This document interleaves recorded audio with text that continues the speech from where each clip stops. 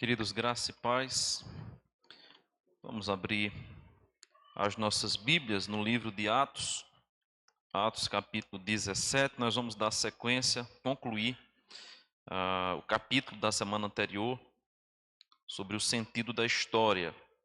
Esse é o nosso terceiro tema nessa área de escatologia e nós hoje vamos terminar essa parte que eu comecei falando sobre o sentido da história. Vamos então ler inicialmente Atos 17, verso 25 ao verso 28, mais uma vez. Vamos juntos ler a palavra do Senhor. Atos 17, verso 25 ao verso 28. Diz assim a palavra do Senhor. Nem é servido por mãos humanas como se de alguma coisa precisasse, pois Ele mesmo é quem a todos dá vida, respiração e tudo mais. De um só fez toda a raça humana para habitar sobre toda a face da terra, havendo fixado os tempos previamente estabelecidos e os limites da sua habitação, para buscarem a Deus, se porventura tateando possam achar, bem que não está longe de cada um de nós, pois nele vivemos e nos movemos e existimos, como alguns dos vossos poetas têm dito, porque dele também somos geração. Amém. Louvado seja Deus. Vamos orar mais uma vez, pedir que Deus graciosamente fale ao nosso coração. Pai amado, nós te agradecemos por tua palavra e pedimos que nessa hora o Senhor venha aplicá-la em nosso coração, descortinando, ó Deus, a nossa mente, para que possamos compreender a tua vontade, compreender a tua obra e aquilo que o Senhor deseja para cada um de nós. Fala a tua igreja nessa manhã, em nome de Cristo. Amém e amém. Na semana passada, nós, ao falarmos sobre o sentido da história, nós observamos especialmente duas perspectivas a respeito da história. E baseadas nessa perspectiva, nós falamos que nós não cremos assim. Então, a primeira perspectiva que nós vimos foi a perspectiva cíclica. Os gregos tinham uma visão da história que podemos chamar de cíclica, em que as coisas acontecem em um ciclo infinitamente repetido.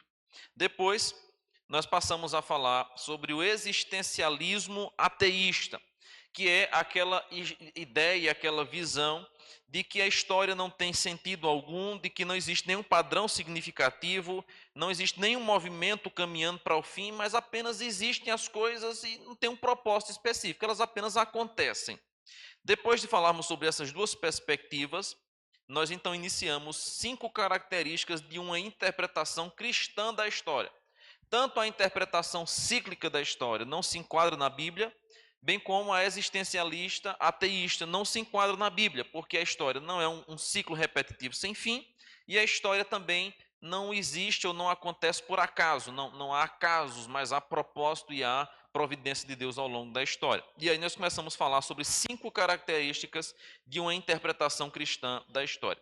A primeira coisa que nós vimos foi que a história é um desenvolvimento dos propósitos de Deus. Então, porque Deus tem seus propósitos que são eternos, a história apenas vai desenvolver aquilo que Deus já determinou. Segundo, Deus é Senhor da história, de modo que absolutamente tudo que aconteceu e acontece e haverá de acontecer, Deus tem o pleno controle e domínio, Ele é Senhor também da história. Terceiro, nós falamos que Cristo é o centro da história. Tanto o Antigo quanto o Novo Testamento caminham e concorrem para Cristo, de maneira que Ele é o centro da história. Tanto que a história, inclusive, da humanidade é dividida em antes e depois de Cristo. Se Cristo fosse um personagem fictício, como alguns dizem, apenas uma lenda, apenas um personagem lendário, a história não teria sido, inclusive, dividida em duas etapas, em duas eras. A era antes de Cristo e depois dele. Então, Cristo é o centro da história. E nós só entendemos a história quando nós olhamos, inclusive, para Cristo. E a partir de agora, nós vamos falar sobre a nova era que foi instaurada. O crente do Novo Testamento, irmãos, ele estava consciente de que já vivia nos últimos dias. Essa é uma perspectiva interessante, eu já cheguei até a mencionar rapidamente no estudo anterior, porque, inclusive, na própria linguagem que Paulo utiliza, nós já vivemos nos últimos dias. Só que Paulo diz, nós já vivemos nos últimos dias e vão chegar dias em que vai acontecer isso e aquilo outro. A ideia é, nós já estamos nos últimos dias, mas ainda falta algo mais para o dia final, para o tempo final que concorre com a vinda de Cristo Jesus. Você tem aí, por exemplo, Lucas, capítulo 7, verso 28, o texto já está descrito aí na tela, onde Cristo vai dizer de João Batista o seguinte: entre os nascidos de mulher, ninguém é maior do que João, mas o menor do reino de Deus é maior do que ele. A implicação das palavras de Cristo aqui parece que, na verdade, apresenta João como sendo o seu predecessor, aquele que antecede, o antecessor de Cristo, mas que já prediz a sua vinda. E é verdade que João Batista é aquele que pertence à antiga era, mas que anuncia a chegada da nova era. Ele consegue viver um pouquinho da chegada, da inauguração dessa nova era, que é exatamente quando Cristo vem. Ele anuncia a chegada dessa era. Por causa disso, então, quando Jesus vem, ele agora inaugura essa nova era, que nós conhecemos, inclusive, como sendo a era pós-Cristo, a era de Cristo. E aqueles que se tornam membros desse reino de Cristo, começam agora a viver em um novo mundo, em uma nova era. Então, essa nova era ela é inaugurada quando Cristo vem. Essa ideia da nova era inaugurada, ela vai ser importante, especialmente quando nós chegarmos mais à frente e falarmos sobre o milênio, porque é daí que a gente vai, inclusive, basear a nossa crença de interpretação amilenista, de que desde a vinda de Cristo e após especialmente a sua morte e ressurreição aos céus, ele agora inaugura esse tempo final que nós já vivemos na preparação para a sua segunda e última vinda. Então, a nova era foi instaurada. Só que entre os escritores bíblicos não há nenhum que tenha dado tanta ênfase ao fato de que Cristo nos introduziu numa nova era, como o próprio apóstolo Paulo. Veja que lá em Colossenses 1,13, Paulo vai dizer assim: ele nos libertou do império das trevas e nos transportou para o reino do Filho do seu amor. Esse aspecto de império, de reino, de era, de tempos, vai ser muito mencionado por Paulo. Veja que o texto que nós lemos em Atos 17 faz parte daquele discurso de Paulo lá em Atenas. E Paulo, conhecedor como era muito bem do pensamento filosófico daquela época, ele pega inclusive uma frase de um dos poetas atenienses daquela época e diz assim: nele nós vivemos, nós nos movemos, dele nós somos geração. A ideia de Paulo é: vocês falam sobre essas questões filosoficamente, mas na verdade, tudo o que acontece na nossa vida é por causa de Deus, nós dependemos dele, nós nos movemos por causa dele e nós nos movemos para ele, nós somos dele geração. Paulo conhece muito bem o sentido da história, tanto que ele aplica essa movimentação histórica para dizer tudo aponta para Cristo. E Paulo vai então utilizar muito essas expressões assim de era, de reino. E aqui perceba, em Colossenses 1,13 ele fala sobre o reino do seu filho. Que reino é esse? Que reinado é esse? Lembra que na oração do Pai Nosso, Jesus vai orar até assim, né? Venha o teu reino. Venha o teu reino. Mas o próprio Cristo vai dizer: o reino de Deus é chegado entre vós. Que ideia é essa? Que reino é esse? Ocorre-nos que Cristo inaugura a chegada do reino. Porém, ele vem para proclamar um reino futuro, aonde habitará plena paz, justiça. E ele diz assim: eu vou preparar lugar para vocês lá. Eu vou preparar morada para vocês lá. Então, aqui nós temos claramente a perspectiva de que Cristo inaugura o reino e proclama o reino futuro que será eterno. Então, essa nova era foi instaurada. Paulo também vai dizer em Efésios 2, 5 e 6 o seguinte: nos deu vida juntamente com Cristo, e juntamente com ele nos ressuscitou e nos fez andar nos lugares celestiais em Cristo Jesus, dando a entender aí que é pela fé que nós estamos vivendo agora essa nova era. Ele nos deu vida, ele nos ressuscitou e agora nos fez assentar em lugares celestiais em Cristo Jesus. Aqui você tem aquela tensão que nós vamos abordar daqui a pouco, a tensão do já e do ainda não. Nós já desfrutamos das bênçãos celestiais, e Paulo vai dizer isso, ó, nos deu vida e nos fez assentar em lugares celestiais em Cristo Jesus, mas ainda nós não chegamos no céu. Então nós somos herdeiros, porém não tomamos a posse da terra. Nós já somos salvos, porém ainda não fomos totalmente livres da presença do pecado, nem desse mundo. Então nós vemos nessa tensão entre já e ainda não. Mas Paulo reconhece que Cristo nos transportou para esse novo reino, para essa nova era. E é como que agora nós já pudéssemos desfrutar dos lugares celestiais em Cristo Jesus. Além disso, lá em Romanos 12, 2, um texto muito conhecido de todos nós, Paulo vai dizer que nós não devemos nos conformar com esse mundo, mas devemos nos transformar, ou sermos transformados pela renovação da nossa mente. Paulo, como eu já mencionei, é um dos autores bíblicos e é o apóstolo que mais vai falar sobre essa ideia de renovação. Inclusive, lá em Romanos, Paulo vai falar que a terra geme aguardando a sua renovação, a sua restauração. Paulo, de fato, é dos apóstolos que nós temos na Bíblia Sagrada, um dos que mais fala sobre essa restauração.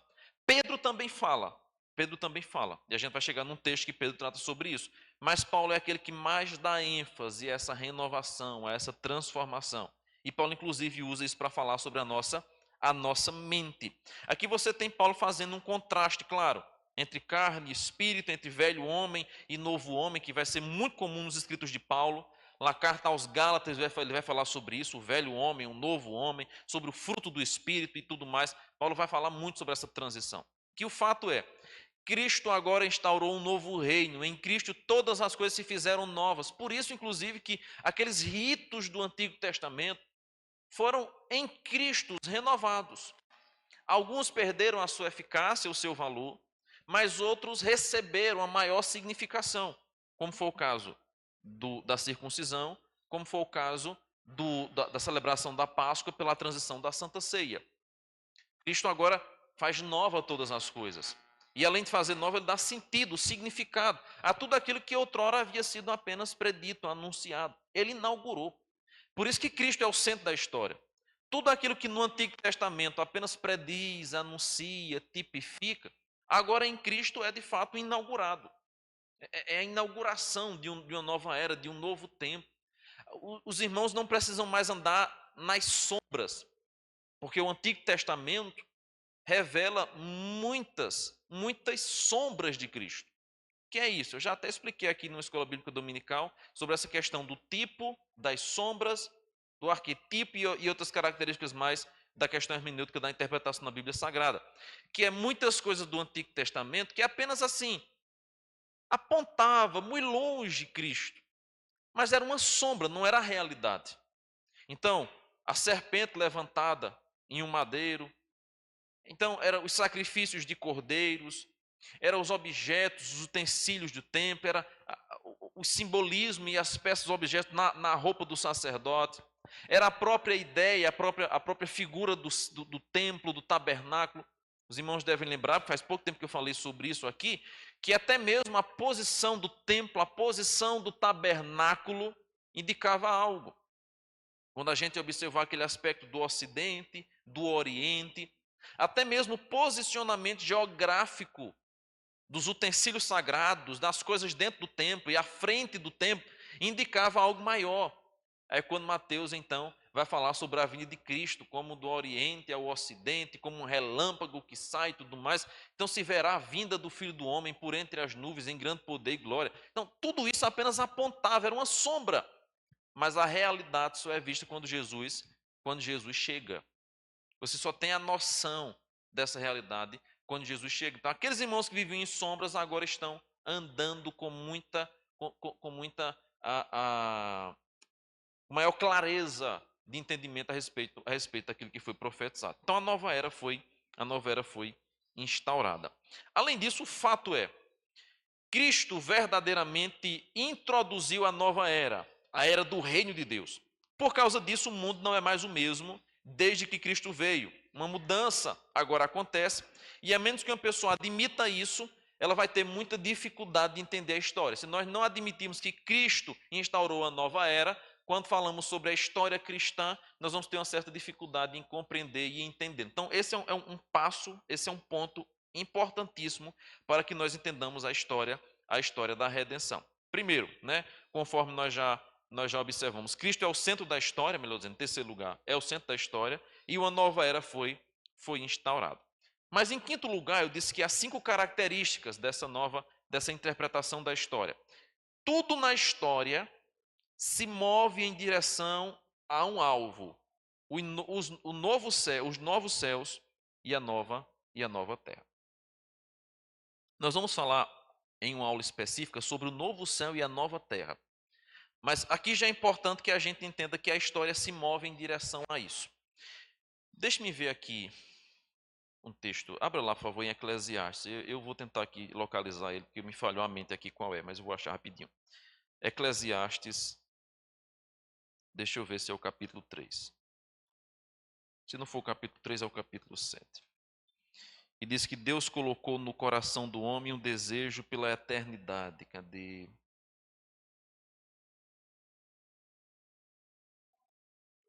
Três 11, né? Oh, obrigado. Não. Ou eu estou em Provérbios, desculpe. Eclesiastes 3:11. E aqui, muito bem. Considerei todas as obras que fizeram as minhas mãos, como também o trabalho que eu com fadigas havia feito. E eis que tudo era vaidade e correr atrás do vento, e nenhum proveito havia debaixo do sol. Não é 3:11 não. É não. Cadê aqui, meu Deus, o texto? 3:11. Eu estou no 2. Tudo fez Deus formoso. Ah, tá certo. Tudo fez Deus formoso no seu devido tempo. Também pôs a eternidade do coração do homem, sem que este possa descobrir as obras que Deus fez desde o princípio até o fim. Obrigado, irmãs. Veja, pôs a eternidade no coração do homem, sem que esse possa descobrir as obras que Deus fez desde o princípio até o fim. Salomão, muitos anos, muitos séculos, melhor dizendo, antes de Cristo, já carregava essa perspectiva da redenção, de um novo tempo, da eternidade, tão clara que ele chega a escrever sobre isso.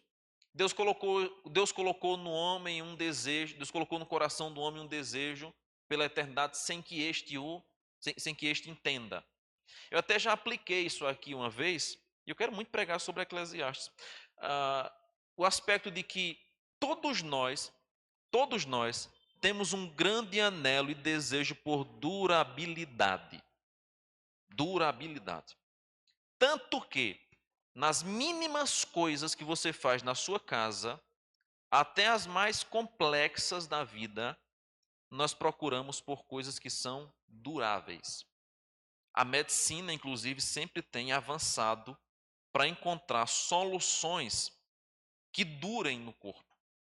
Próteses que sejam duráveis, né? Cirurgias que possam, de fato, trazer soluções com durabilidade para o resto da vida. Você vai comprar qualquer coisa para a sua casa, até uma caixinha de fósforo. Tem gente hoje que não sabe mais nem o que é um fósforo, né? Já tudo é no botãozinho assim elétrico. Mas até uma caixa de fósforo, não sei se você é como eu, mas por mais que tenha as coisas elétricas, eu gosto do tradicional, guardado no armário, porque quando falhar, a gente tem lá a vela e o fósforo, que não nos decepciona. Aí você vai comprar a caixa de fósforo, eu procuro aquele que o palito é mais grosso e que dure um pouco mais quando você risca ele, porque tem uns que você risca e logo se apaga. O produto não é muito bom. Veja, uma besteira. A gente procura aquele que tem mais resistência. A gente vai comprar uma roupa, a gente fica esticando, né? Será que esse tecido presta? Esse tecido é bom? Uma roupa a gente procura por durabilidade. Um sapato que a gente compra. A gente tenta comprar, claro, dentro de nossas condições, mas há sempre uma marca que traga uma melhor qualidade, que dure mais. Eu tenho um sapato que eu comprei do pastor Fábio, que o pastor Fábio usou esse sapato 5 anos, aí me vendeu o sapato, eu usei mais 10 anos, o sapato está lá em casa até hoje, só não usei porque parece que meu pé cresceu, engordou, não sei, ele está com dificuldade de entrar, mas eu tenho um apego ao sapato. Olha a quantidade de tempo, né? Está lá, montou o sapato, só o solado se acabou, mas o couro está intacto. É bom, bicho é bom. Não vou dizer a marca não para fazer propaganda, mas ela é bom. A gente procura por coisas duráveis. Sempre é assim. Sempre é assim. Se for na compra de um carro, se for fazer uma cirurgia, você procura coisas duráveis. Antigamente se fazia algumas cirurgias, né, de dar nó, de cortar, de colocar tela, que muitas vezes se desfazia, né? Quantas mulheres faziam laqueadura depois na cirurgia dava errado, o homem fazia isso dava errado, fazia cirurgia bariátrica, não dava certo, porque o anel rompia, aquela coisa. Cada dia que passa se avança em técnicas que vão cada vez mais avançando para durar as coisas. É isso que a gente procura, é isso que a gente quer. Aí Eclesiastes, através de Salomão, vai ser o seguinte: Deus colocou no coração do homem um desejo por eternidade sem que este o entenda. Irmãos, ninguém de nós, por mais que a gente esteja sofrendo, mas ninguém quer morrer. Você já viu aquela história da mulher que quando foi para o enterro do marido começou a botar para chorar? Eu vou contar essa que vocês gostam, né? E a mulher, ah, meu Deus do céu, não vá não, eu vou com você, não me deixe, eu vou junto. Aí a mulher escorrega, cai dentro. Me tira daqui, meu Deus, me socorre. É desse jeito, né? Até na hora do sofrimento, não, eu não vou aguentar, eu quero morrer. Aí quando cai no buraco lá, não, me tire, me tire, me tire, me tire. Nós não queremos morrer, irmãos. É por isso que você faz plástica, você faz cirurgia, você toma remédio para revitalizar. Como é aquele remédio que toma para revitalizar a pele? É colágeno. As mulheres são viciadas no colágeno. De manhã, de tarde, de noite. É botox, é não sei o quê. E puxa para cá, e puxa para lá. Um desejo de viver. Mas deixa eu dizer uma coisa às irmãs aqui. Por mais que haja, às vezes excesso e vaidade, estou dizendo que é pecado não, viu, irmãs? Pelo amor de Deus, não quero você ficar sofrendo com medo de fazer qualquer procedimento que vai ser pecado. Se for vaidade extrema é pecaminoso, mas se for uma questão de cuidado pessoal, não tem nenhum problema. Eu pelo menos não tenho nenhuma bronca com respeito a isso não. Ah, mas esse desejo de onde vem? Normalmente a gente é acostumado a olhar para o aspecto que é assim, não, isso aí é por causa do mundo, da influência do mundo. Aqueles irmãos que são mais santarrões, né? Isso é por causa do mundo, uma vaidade excessiva. Lá em Éden, ou lá em Éden não, lá em Gênesis, Deus coloca duas árvores lá no Éden. A árvore do conhecimento do bem e do mal e a árvore da vida. A árvore da vida o homem podia comer. A árvore do conhecimento do bem e do mal, ele não podia comer, era a única que não poderia comer. Só que a gente não entende muito bem qual é o propósito da árvore da vida, inicialmente. Até que Deus expulsa o homem do Éden e diz assim: o homem foi expulso do Éden e foi colocado o refugar de uma espada e dois querubins, para que o homem não voltasse ao paraíso, ao Éden, e comesse da árvore da vida e vivesse eternamente. Aí dá aquela bugada na cabeça da gente, pera ainda. Quer dizer que se o homem voltasse ao Éden, depois da queda, e comesse daquela árvore da vida, ele viveria? É o que o texto diz. Tanto que, em Gênesis, ou em Apocalipse, capítulo 22, quando fala sobre o novo céu e a nova terra, nos é dito o seguinte: que junto ao rio, no centro da praça, no centro da cidade, junto ao rio, a árvore da vida, a árvore da vida, produz frutos durante os 12 meses, 12 frutos por ano, coisa assim, e esse fruto é cura para as nações. Claro que ali é simbólico no sentido de que no céu não vai ter mais doença. Porém, por que, que a árvore da vida aparece no novo céu e nova terra? Qual a necessidade da árvore da vida estar lá? Ela aparece lá simbolicamente para mostrar o seguinte: assim como no Éden ela apresentava vitalidade, durabilidade, mas o homem, por causa do pecado, perdeu, no céu ela vai estar lá livremente e todos vão ter acesso a ela, porque nós não sofreremos mais, não morreremos mais, nem envelheceremos mais, nem adoeceremos mais. De modo que aquela ideia da fonte da juventude dos desenhinhos que passavam antigamente, especialmente do pica-pau, do chá, entra na fonte da juventude, né, velho, e sai novo. Os desenhos faziam muito essa questão. As pílulas, as cápsulas, os remédios que prometem um rejuvenescimento. De onde vem isso, irmãos? De onde vem isso? Do próprio desejo que Deus colocou em nosso coração por eternidade. E Ele mesmo plantou uma árvore de vitalidade para o homem, que de fato trazia para o homem vida, mas por causa do pecado isso nos foi tirado. Porém, um dia, com a vinda de Cristo, isso será de volta nos dado eternamente. E aí, minha irmã, você pode descansar, que não vai precisar mais puxar pé nenhuma, não vai precisar botar mais nada no rosto, nada em canto nenhum, que Deus vai lhe restaurar completamente. Bom, se essa minha mulher já é bonita agora, misericórdia, no céu, ainda bem que nós seremos irmãos lá. Sim, Joás, fala.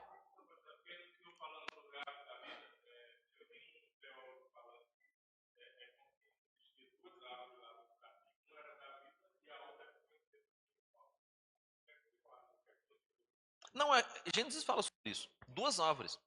A do conhecimento do bem e do mal e a árvore da vida.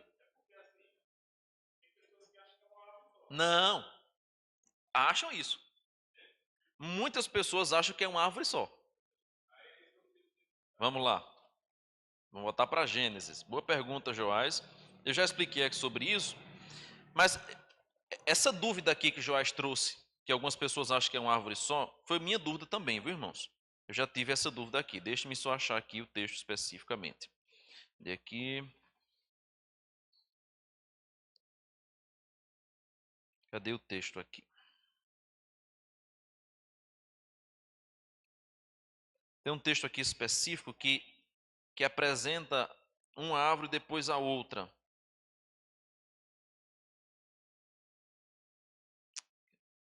É Gênesis 2. Aqui, 9. E plantou o Senhor Deus um jardim no Éden, da banda do Oriente, e pôs nele o homem que havia formado. Do solo fez o Senhor Deus brotar toda sorte de árvores agradáveis à vista e boas para alimento. E também a árvore da vida no meio do jardim, e a árvore do conhecimento do bem e do mal. Então, Gênesis 2:9 nos apresenta aí não apenas duas, mas muitas outras, né? Porém, essas duas são principais no Éden. De um lado, a árvore da vida, do outro lado, a árvore do conhecimento do bem e do mal. A árvore da vida o homem podia comer livremente, tá? Somente da árvore do conhecimento do bem e do mal, como não poderia comer. Então,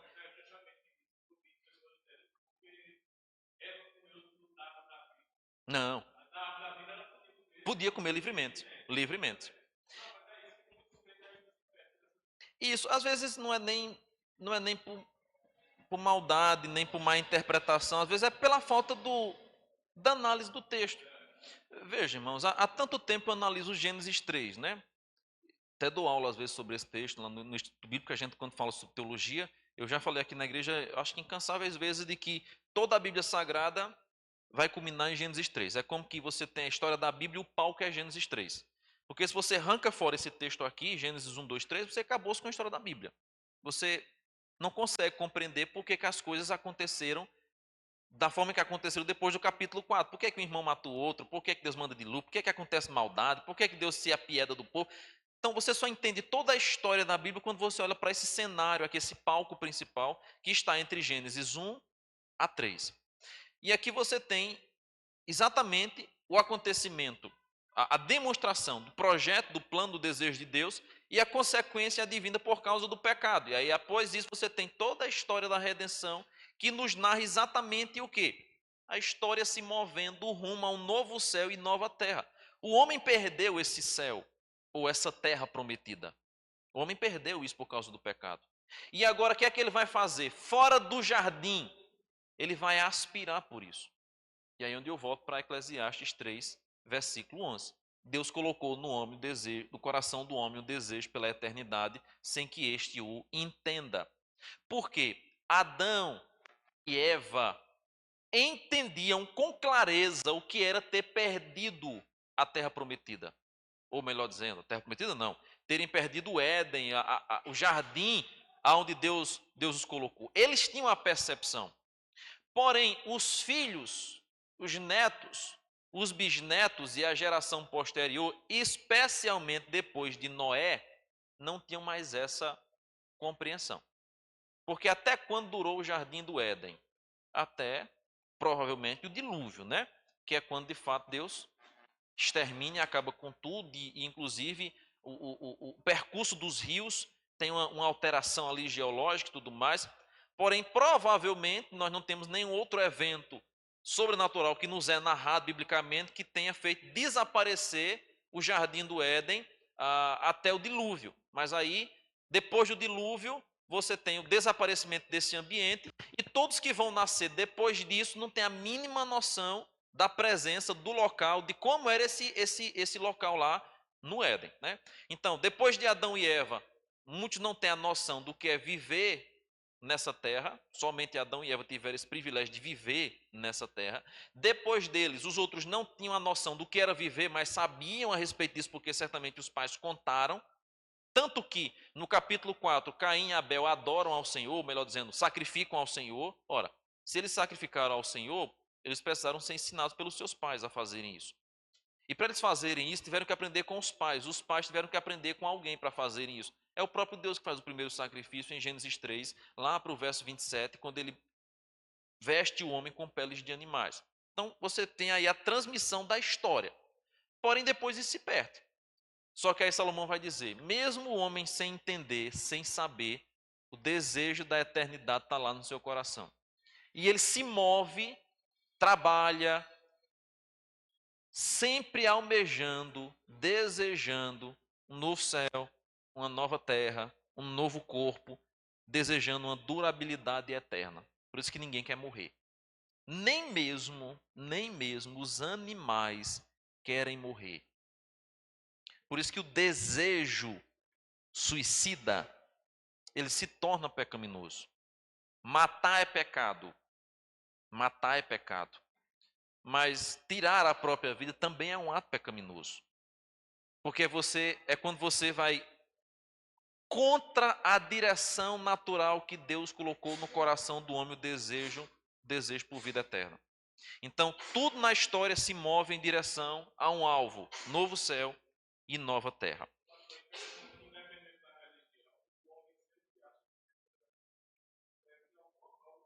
Sim.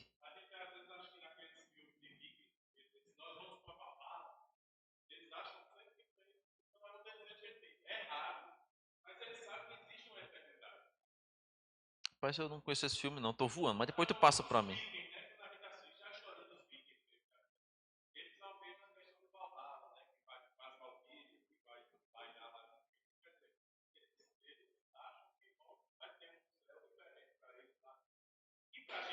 Sim.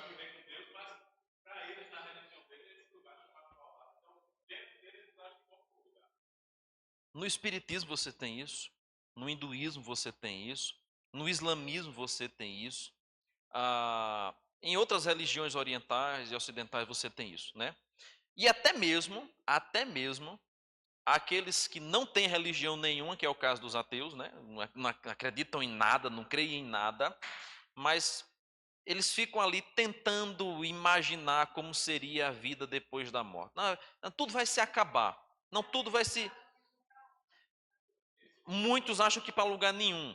Terminou esse mundo aqui, acabou-se. Porque ele não crê em nada, né? Então não tem perspectiva nenhuma.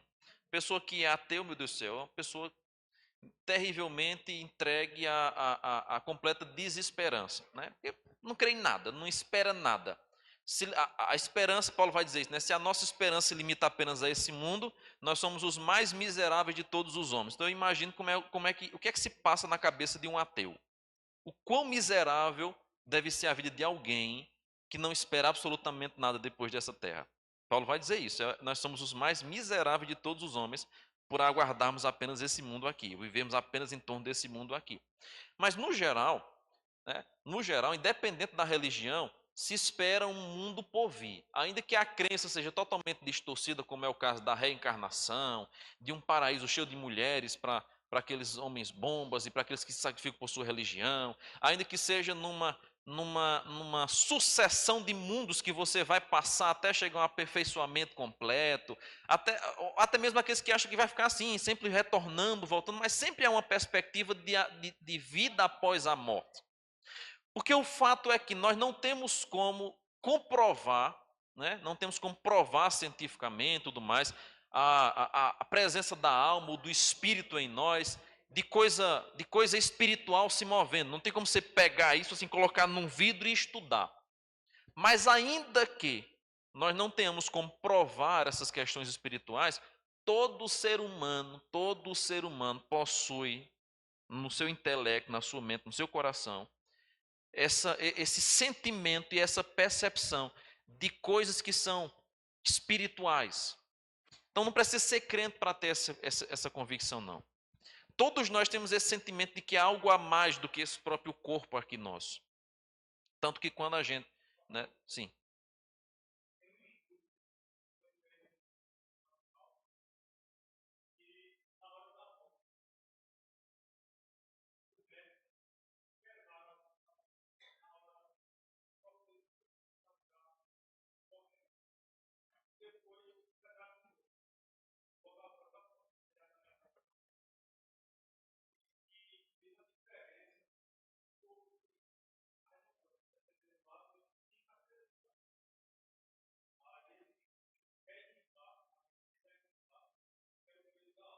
Eita. Aham. Aham.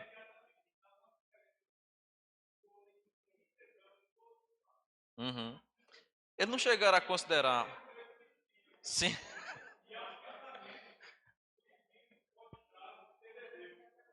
Aham.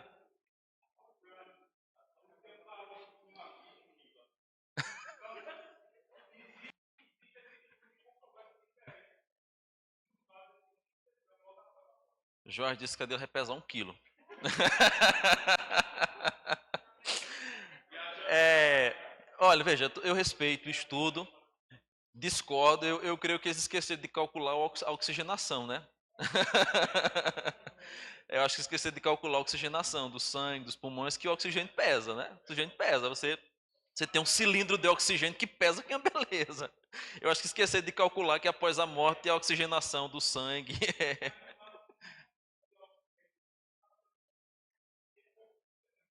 tem um corpo, né? É, veja, biblicamente não existe absolutamente nada que calcule peso de alma, né? A teoria é interessante, mas biblicamente você não tem como seguir de maneira nenhuma com uma tese dessa.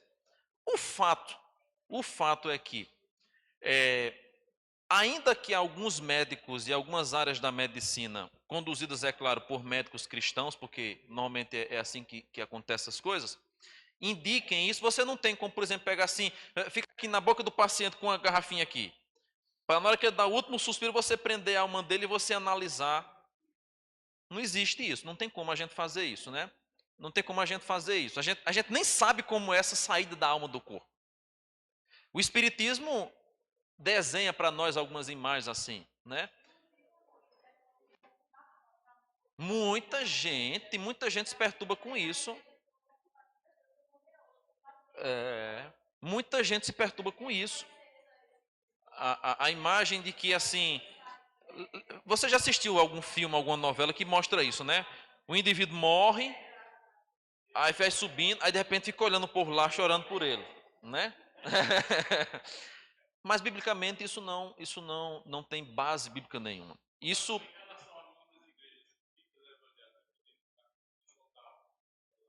eu vou tratar sobre o som da alma. Eu vou tratar sobre o som da alma, né?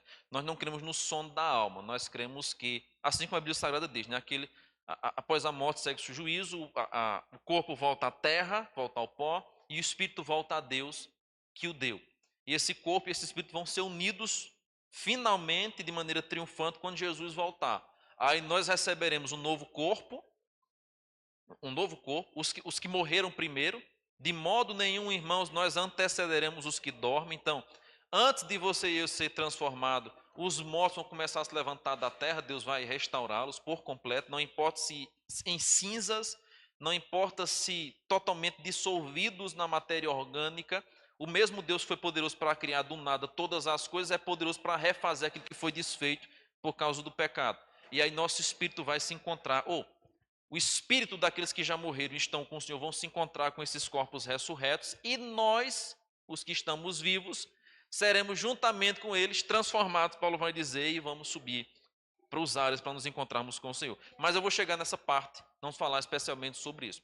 O fato é que, né, toda a história se move em direção a um novo céu e uma nova terra. Tudo isso que a gente falou aqui, e que a gente vê, e que a gente discute, está baseado num ponto, uma aspiração, um desejo por algo maior, por um novo tempo, por uma nova cidade, por uma habitação nova.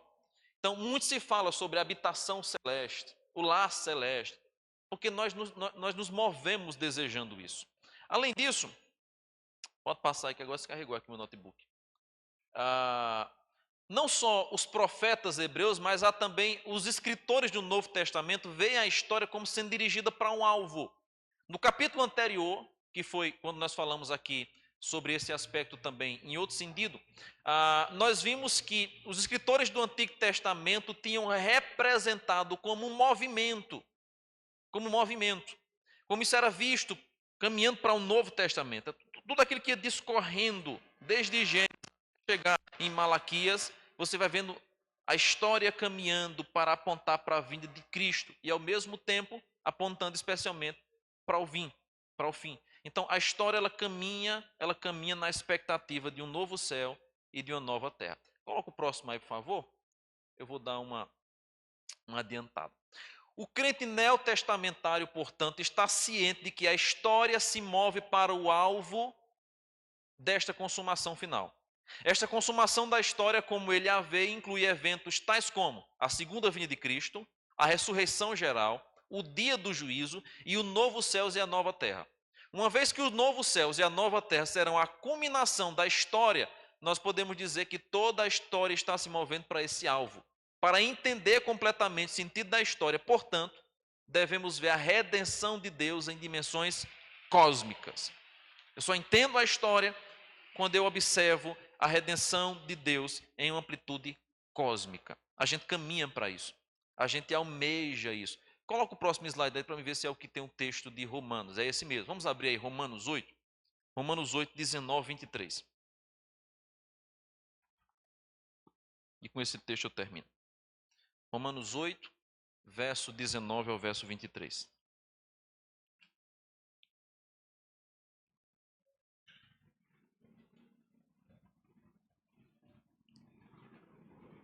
Veja só.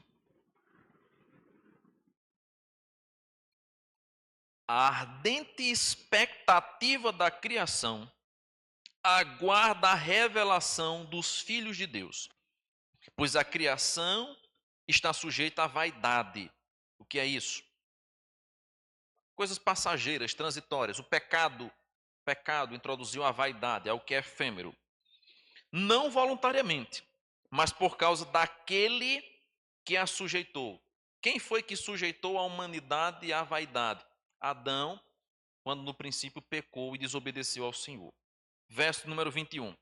Na esperança de que a própria criação será redimida do cativeiro da corrupção para a liberdade da glória dos filhos de Deus. Porque sabemos que toda a criação, a um só tempo, geme e suporta angústias até agora.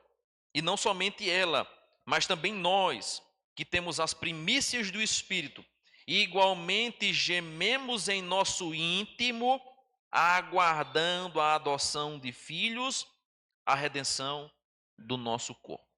Duas coisas que Paulo menciona aqui no verso 23. Primeiro, aguardando a adoção de filhos, e esse aqui é o aspecto de que Deus, na sua soberana vocação e eleição, vai chamando para si os eleitos, e esses que vão sendo chamados, vão sendo adotados por Deus, essa é a linguagem que Paulo vai dizer em Gálatas também. Nós somos adotados, irmãos, por Cristo, todos nós aqui somos filhos adotivos do Senhor, e então, depois dessa adoção, a redenção do nosso corpo.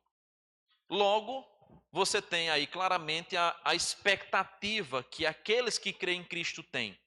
Porém, Paulo vai dizer que até mesmo a criação geme e suporta aflições.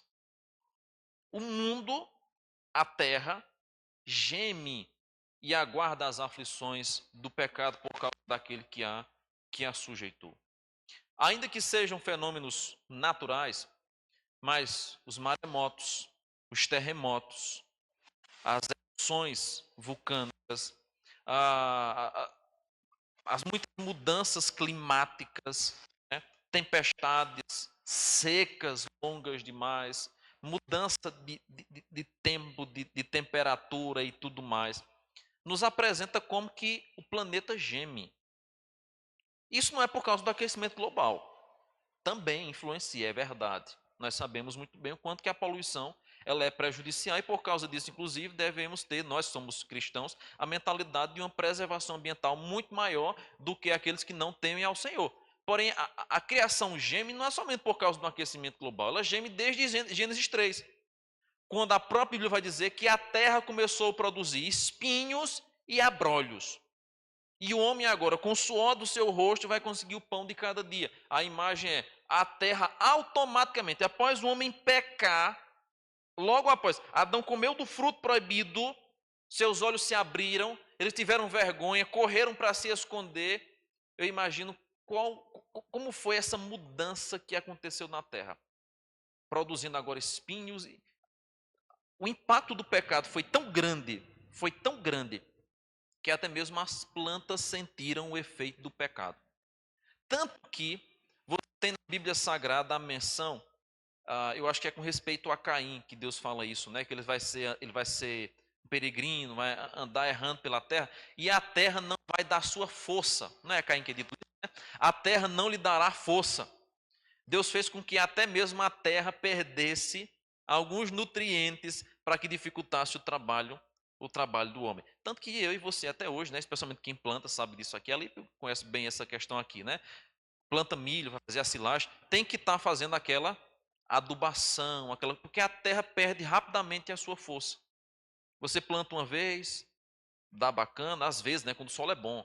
Planta outra vez, já vem meio mirrada, você precisa dar aquela fortalecida na terra, porque ela não dá mais a força que é necessária.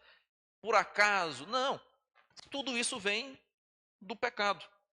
E a Bíblia vai dizer então que a terra, a criação geme, suporta aflições, aguardando afinal redenção. Nós vamos ser redimidos, mas essa terra que sofreu as consequências do pecado também precisa ser completamente redimida pelo Senhor. De modo que tudo isso nos apresenta o mover da história, o caminhar da história para nos levar a um novo céu e uma nova terra. Essa é uma quinta característica da interpretação da história cristã. Nós caminhamos aguardando a chegada do novo céu e da nova terra, porque nós viemos de uma terra perfeita e nós desejamos chegar nela. E aí eu vou até falar sobre esse aspecto aqui. Eu não vou explicar, nem vou responder nenhuma pergunta, mas nós não vamos morar no céu. Tá certo? Nós vamos morar no novo céu e na nova terra. O céu será temporário. Aí eu não vou deixar aí a pulga na cabeça dos irmãos, para que a gente depois venha falar sobre a questão do céu e do novo céu e da nova terra, qual a diferença entre um e outro. Mas há alguma pergunta do estudo de hoje? Do estudo de hoje? Não? Vamos ficar em pé, vamos orar? Sim, presbítero. Sim. Como é? Não estão certos? Sim.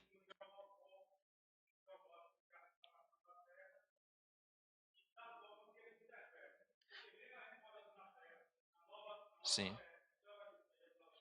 Sim.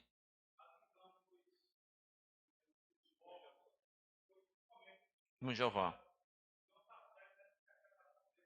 Sim. É porque a gente quando fala assim, Deus vai restaurar a terra, aí logo a gente lembra daquela revistinha do... Mas tem um nomezinho, a revistinha é Despertar e não, é Torre de Vigia, né? Aquela revistinha que eu lembro que eles já chegaram na minha porta uma vez, quando eu era criança. Você acha que o mundo vai ser como? Aí assim, a imagem de uma guerra e a imagem bonitinha de um paraíso. Aí eu disse assim, vai ser assim? Não, Deus tem preparado assim. Essa terra vai ser assim. Só que aí você tem algumas distorções, como o presbítero bem frisou. no pensamento dos mormons e nos pensamentos do Testemunho de Jeová. Eles creem na terra, que nós vamos habitar na terra, porém nós precisamos entender que terra é essa e como isso vai acontecer. Eu vou explicar, tá bom? Como é isso, para que a gente não acabe assim, então a gente é igual aos mormons e Testemunho de Jeová. Não, pera lá. Porque assim, existem entre as religiões, especialmente aquelas que se intitulam cristãs, muita semelhança de pensamento. Então, nem todo o pensamento deles está errado. Eles são chamados de seitas por causa dos desvios daquilo que é essencial. Mas há algumas coisas que nós cremos e eles creem, porém com algumas exceções, alguns desvios de pensamento. Eu vou explicar como que nós cremos, tá bom? Mas aí se você ficar com o pensamento dos mormons e dos testemunhos de Jeová, aí é coisa sua. Aí eu vou explicar como nós cremos. É baseado no texto de Isaías, né? Sim, verdade. Bota na figura, coloca na figura sim, tá bom? Mas eu vou chegar nesse tópico aí só para deixar a gente pensando nessa questão. Espera aí, você vai falar sobre criança?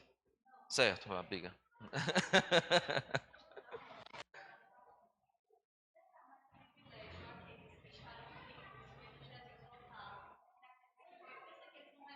Certo,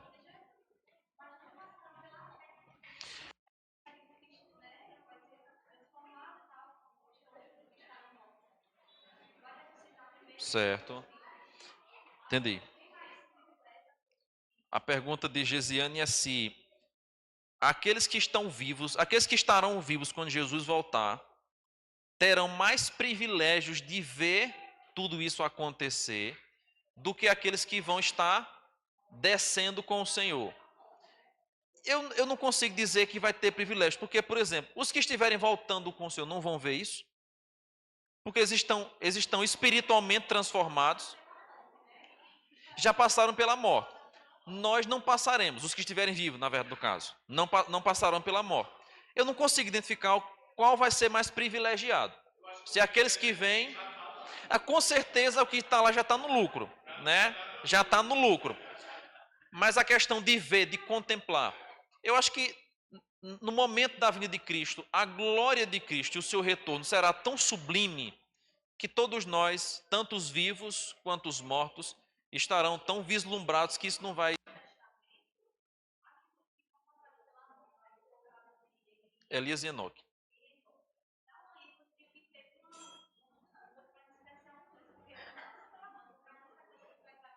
Certo, certo.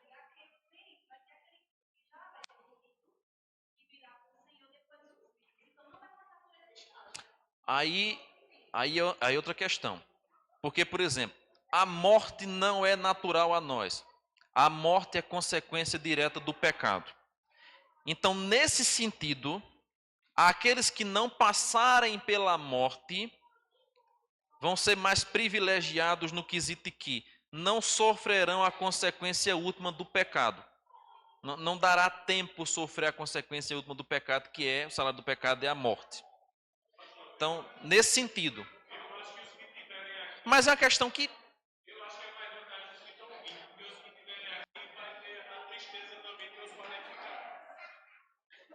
nós não vamos sofrer com isso. Nós não vamos sofrer. Não. Veja, se nós. Ó, deixa eu explicar uma coisa aqui. Deixa eu explicar uma coisa aqui. Irmãos, a nossa visão, a nossa visão desse mundo, ela é limitada, carnal e manchada pelo pecado. A questão que o irmão Joás levantou aqui é uma preocupação que todos nós temos. E como é que eu vou ficar no céu sabendo que. Não, eu sei, vamos chegar na sua questão. Mas como é que eu vou ficar no céu sabendo que meu pai, minha mãe ou meus filhos não estão lá? E agora a questão. E como é que eu vou estar aqui, vou subir e ver meu pai, minha mãe ou alguém ficar? Lembre de uma coisa. A Bíblia diz que quando Cristo voltar, como um relâmpago do Oriente ao Ocidente, todo olho verá. A glória de Cristo, irmão, será tão grande que nós não seremos vislumbrados por mais nada. Quando Cristo vier, nada mais nos importará. diante da majestade, do fulgor da sua glória. É porque a nossa visão é tão pequena, é tão limitada, que a gente acha que vai sentir saudade do marido, da mulher, dos filhos no céu. Irmãos, nós vamos estar olhando para o Rei da Glória. Nós vamos estar morando num local, não precisa nem de iluminação, porque a glória do Senhor vai iluminar. Você acha que diante de uma glória dessa você vai ficar olhando para outra coisa? Nós vamos ficar vidrados olhando para essa glória majestosa revelada na face de Cristo. E isso vai tirar de nós qualquer sentimento que a gente tem assim, não veio fulano, cicrano. Nós não vamos ter condição de pensar nisso, porque nós estaremos fitos, com os nossos olhos fitos no Rei da Glória. Por isso que esse sentimento que a gente tem hoje, nós não teremos mais. E a Bíblia diz isso, ele vai enxugar dos nossos olhos toda lágrima. Não haverá morte, não haverá dor, não haverá luto, nada disso. Quando chegar lá, ok, mas na subida também. Mas me diz mesmo uma coisa. Aham. Sim.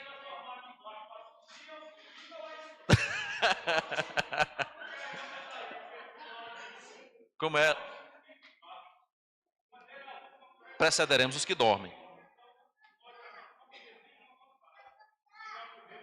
Não, nesse sentido.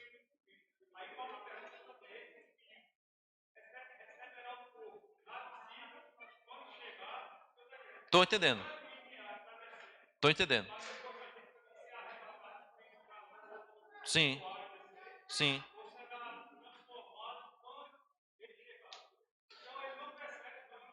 A altitude da transformação, eu não sei. A altitude da transformação, eu não sei. Qual nível que vamos ser transformados? Eu só sei que vai acontecer. Isso eu sei que vai acontecer. Agora, se eu vou ser transformado aqui, mais em cima, no terceiro estágio, não sei. Daqui para lá eu quero chegar inteiro, transformado. Nem que seja limpando os banheiros, quero estar lá. E aí vem a questão que o irmão Joás aqui acabou de mencionar para a gente concluir, né? Hoje a nossa visão é muito limitada, então nós queremos, né, levar a nossa família, mas veja só, quando Cristo vier e nós vermos a sua glória, imagine bem o tamanho da glória de Cristo, porque Isaías capítulo 40 nos diz que Deus tem um mundo na palma de suas mãos e Deus mede os céus a palmos. Deus mede os céus a palmos. Se ele mede os céus a palmos, não pense que os céus é esse azulzinho que você está vendo aqui, não.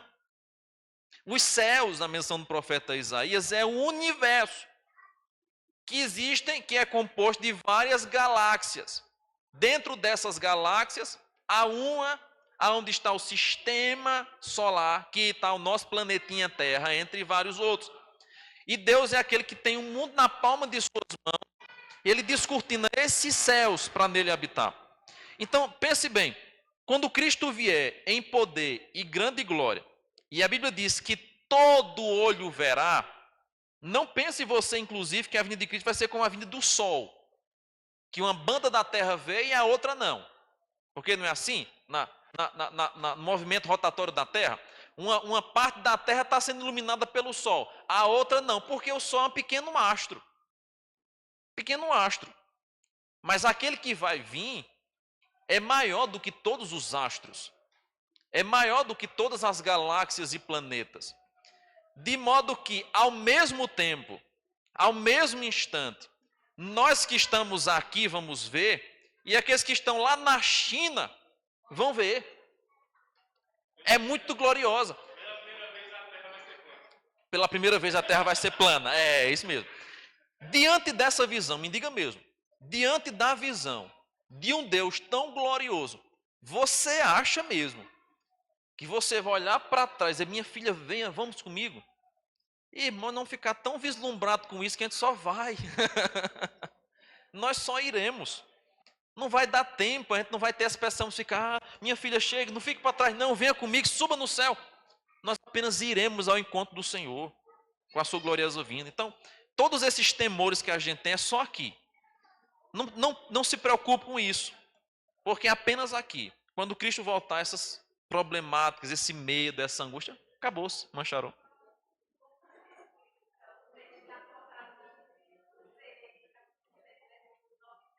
Apocalipse 6, 9 e 10. Ah, sim, sei. Vou pregar sobre esse texto em breve. Apocalipse.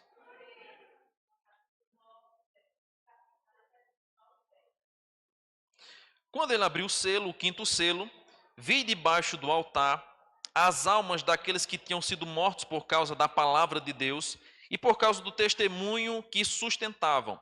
Clamaram em grande voz, dizendo: Até quando, ó soberano Senhor, santo e verdadeiro, não julgas nem vingas o nosso sangue dos que habitam sobre a terra? Então a cada um deles foi dada uma vestidura branca e lhes disseram que repousasse ainda por um pouco tempo, até que também se completasse o número dos seus conservos e seus irmãos que iam ser mortos, como igualmente eles foram.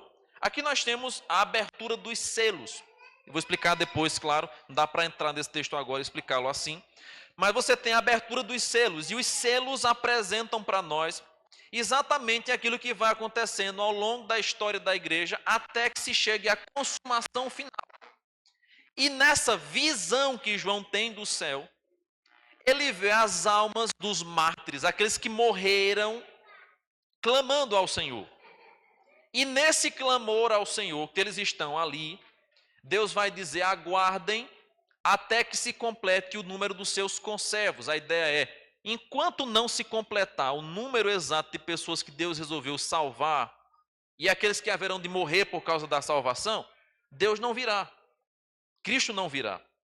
E é quando então nos aparece que depois foi dado a eles uma vestidura branca, tá bom? Essa é uma visão do estado intermediário depois da morte daqueles que estão diante do Senhor. Porém, com alguns simbolismos que eu vou explicar depois o que é que essas almas debaixo do altar estão fazendo. Não dá para a gente ir muito além, porque já é 11h22 e aqui é um assunto que de fato dá muito pano para manga, porque é um assunto de escatologia, especialmente de Apocalipse, do estado intermediário da alma. Tá bom? Vou falar do som da alma quando eu falar sobre o estado intermediário da alma. Aí eu vou tratar sobre isso. Tá bom? Vamos ficar em pé então? Vamos orar, parar por aqui?